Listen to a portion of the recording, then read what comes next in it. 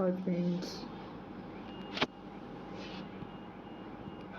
ఈ రిప్లై చూద్దాం. 32 trophies లెజెండ్లో 32 trophies వచ్చాయి. ఫస్ట్ అయితే బేబీ డ్రాగన్తో దీన్ని రికోషెట్ కణాన్ని తీసేద్దాం అనుకున్నాం. తర్వాత ఇటొకలును ఒక విజార్డ్ తీసేద్దాం అనుకున్నాం ఈ ఆర్చర్ టవర్స్ని. తర్వాత రికోషెట్ కణాన్ని డౌన్ అవ్వలేదు టెస్లా వల్ల. అయితే ఇంకా డైరెక్ట్గానే క్వీన్ని దించేసాను. ఇక్కడ క్వీన్ దించేసాను డైరెక్ట్గా. క్వీన్కి అయితే నేను ఐస్ది యూస్ చేస్తాను ఎక్కువ. యాక్చువల్గా కింగ్ అయితే లేడు, కింగ్ ఎబిలిటీస్ అన్నీ లేనట్టే కదా. వార్డెన్కి అయితే రేర్ జెమ్ పర్టికులర్గా ఎక్కువ యూస్ చేస్తాను.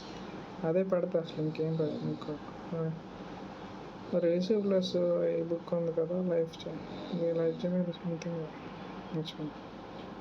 Eternal tome. ఓకే, దీనికేమో royal champion shield, hawk puppet. మాట్లాడేలో మాన్లెత్ కూడా పోయింది, బాగా ఓపెన్ అయ్యా. ఇదే మంచి సమయం అటుగా సీజ్ మిషన్ దించాను. మధ్యలోంచి ఇంకా మన రూట్ రైడర్స్ని, హార్డన్, 7 బౌలర్స్, కొన్ని వాల్కరీస్. ఈ మధ్య ప్రతి అటాక్ కింగ్ లేనప్పుడు ఎక్కువ ఇదే యూస్ చేస్తాను స్ట్రాటజీ. రూట్ రైడర్స్ వెనకాల బౌలర్స్, కొన్ని వాల్కరీస్. రేస్ జెమ్ బాగా ఉపయోగపడద్దు, వార్డెన్ రేస్ జెమ్.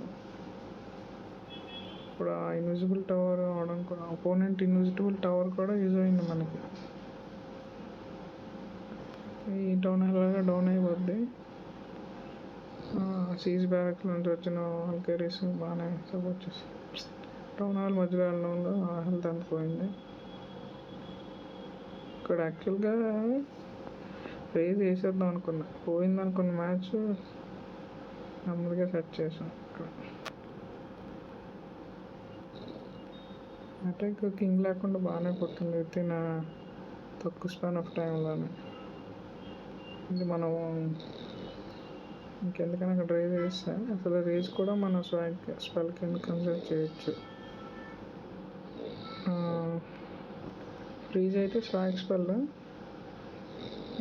కింగ్ లేకుండా డైరెక్ట్గా కొంచెం మ్యాక్స్ టౌన్ 16 తీసుకున్నాం. నా ట్రూప్స్ అయితే ఇది మొత్తం. ఎలాగుందో స్ట్రాటజీ చెప్పండి, దాన్ని బట్టి చూద్దాం. Okay, thank you.